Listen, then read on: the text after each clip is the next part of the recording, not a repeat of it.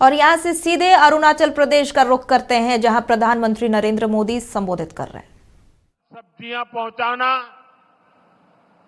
अपनी उपज पहुंचाना अब और आसान हो गया है। साथियों, हम सभी 2047 तक अपने देश को विकसित बनाने के लक्ष्य को लेकर चल रहे हैं। और भारत तभी विकसित होगा जब देश का हर राज्य विकसित होगा। भारत तभी विकसित होगा जब देश का राज्य राष्ट्र के लक्ष्यों के साथ कंधे से कंधा मिलाकर चलेगा। मुझे खुशी है कि देश के बड़े लक्ष्यों को पूरा करने में नॉर्थ ईस्ट बहुत बड़ी भूमिका निभा रहा है। पावर सेक्टर इसका बेहतरीन उदाहरण है।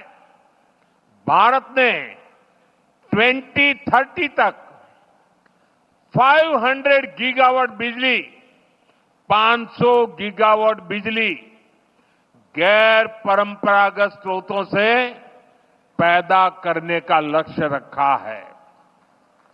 ये लक्ष्य सोलर पावर, विंड एनर्जी, पानी से बिजली बनाकर पूरा किया जाएगा। हमारा अरुणाचल प्रदेश इसमें देश के साथ कदम ताल करते हुए चल रहा है।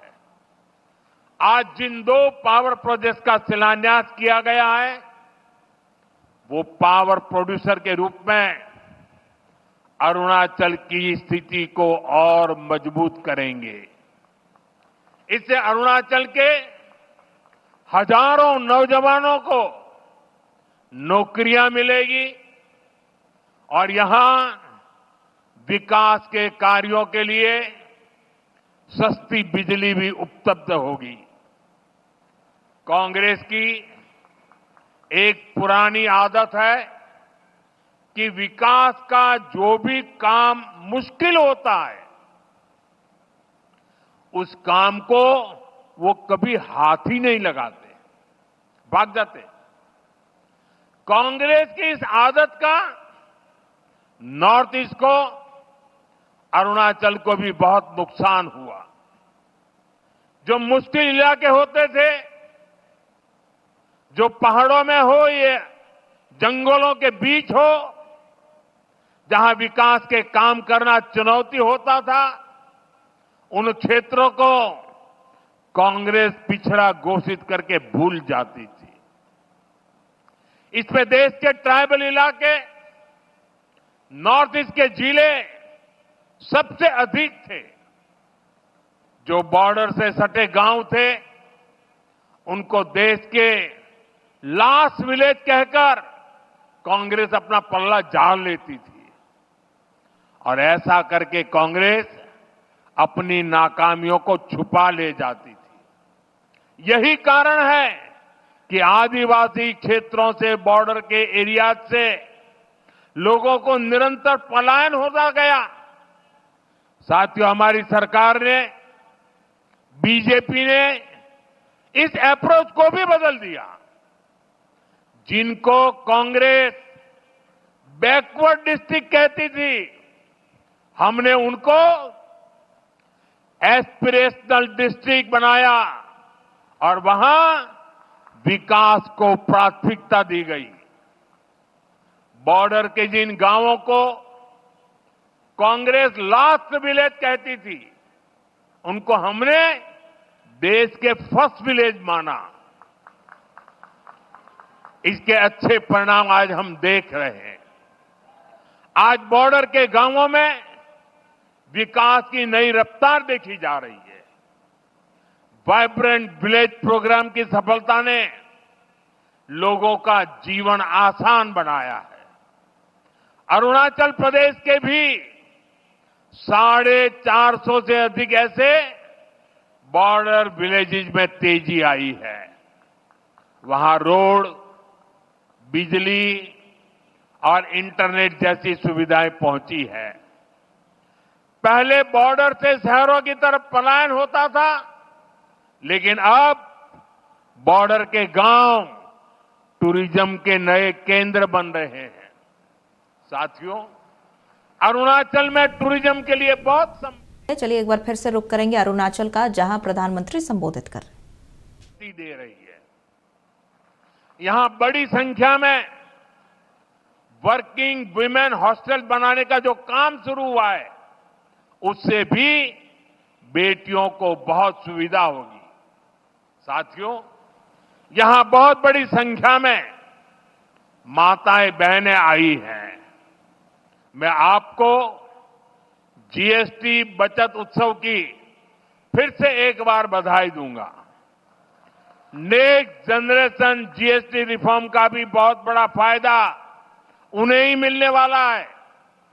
आपको अब हर महीने घर के बजट में बहुत राहत मिलने वाली है। किचन का सामान हो, बच्चों की पढ़ाई की चीजें हो, जूते कपड़े हो, अब ये और सस्ते हो गए हैं। साथियों, आप साल 2014 के पहले के दिन याद करिए, कितनी सारी परेशानियां थी। महंगाई आसमान छू रही थी, चारों तरफ महा घोटाले हो रहे थे, और तब की कांग्रेस सरकार जनता पर टैक्स का बोझ बढ़ाती ही जा रही थी।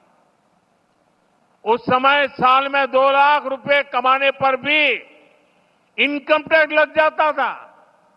ये मैं 11 साल पहले की बात कर रहा हूं। 2 लाख रुपया अगर कमाया आपने तो आपको इनकम टैक्स देना पड़ता था। और आम जरूरत की कई चीजों पर कांग्रेस की सरकार 30% से अधिक टैक्स लेती थी। बच्चों की टॉफी पर भी इतना टैक्स लगाया जाता था।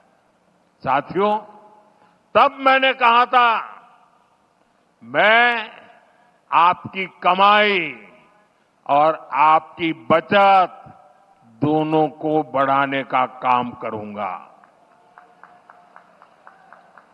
बीते सालों में देश के सामने अनेक बड़ी बड़ी चुनौतियां आई, लेकिन हम इनकम टैक्स घटाते गए। इसी साल हमने, अब विचार कीजिए, 11 साल पहले 2 लाख, इसी साल हमने 12 लाख रुपए तक की वार्षिक आय पर इनकम टैक्स 0 कर दिया। और आज से जीएसटी को भी हमने सिर्फ 2 स्लैब तक सीमित कर दिया है, 5% और 18%। बहुत सारी चीजें अब टैक्स फ्री हो गई है। बाकी सामान पर भी टैक्स बहुत कम हो गया है। आप आराम से अब अपना नया घर बना सकते हैं। कोई स्कूटर, बाइक खरीदना है, बाहर खाना पीने के लिए जाना है, कहीं घूमने फिरने जाना है, ये सब पहले से सस्ते हो गए हैं। ये जीएसटी बचत उत्सव आपके लिए बहुत यादगार बनने वाला है। साथियों, मैं अरुणाचल प्रदेश की हमेशा इस बात के लिए प्रशंसा करता हूं कि आप सभी नमस्कार से भी पहले जय हिंद कहते हैं। आप वो लोग हैं जो देश को स्वयं से भी पहले रखते हैं।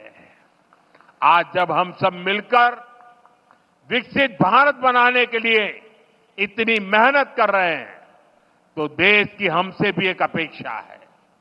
ये अपेक्षा है आत्मनिर्भरता की। भारत विकसित तभी होगा जब भारत आत्मनिर्भर होगा। और भारत की आत्मनिर्भरता के लिए जरूरी है स्वदेशी का मंत्र। आज समय की मांग है देश की मांग है कि हम स्वदेशी अपनाएं, खरीदे वही जो देश में बना हो, बेचे वही जो देश में बना हो, गर्व से कहें ये स्वदेशी है। मेरे साथ बोलेंगे? आप लोग मेरे साथ बोलेंगे? मैं कहूंगा गर्व से कहें, आप कहें ये स्वदेशी है। गर्व से कहें, गर्व से कहें, गर्व से कहें। इसी मंत्र पर चलते हुए देश का विकास होगा, अरुणाचल का, नॉर्थ ईस्ट का विकास तेज होगा। एक बार फिर आपको इन विकास परियोजनाओं के लिए बहुत बहुत शुभकामनाएं देता हूं। आज नवरात्रि का पावन पर्व भी है, बचत उत्सव भी है। तो इस उत्सव में शरीक होने के लिए मेरी एक रिक्वेस्ट है आपको, अपना मोबाइल फोन बाहर निकालिए और मोबाइल फोन का फ्लैश लाइट चालू कीजिए। सब अपने मोबाइल की फ्लैश लाइट चालू करें। सबके मोबाइल की फ्लैश लाइट चालू करिए और हाथ ऊपर कीजिए सबका। सब अपने मोबाइल की फ्लैश लाइट। ये बचत उत्सव का नजारा है, ये बचत उत्सव की ताकत है।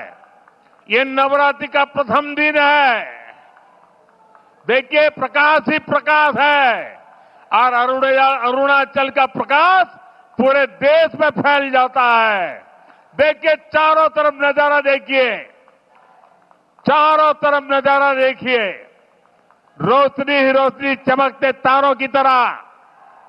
मेरी आप सबको बहुत बहुत शुभकामनाएं, बहुत बहुत धन्यवाद।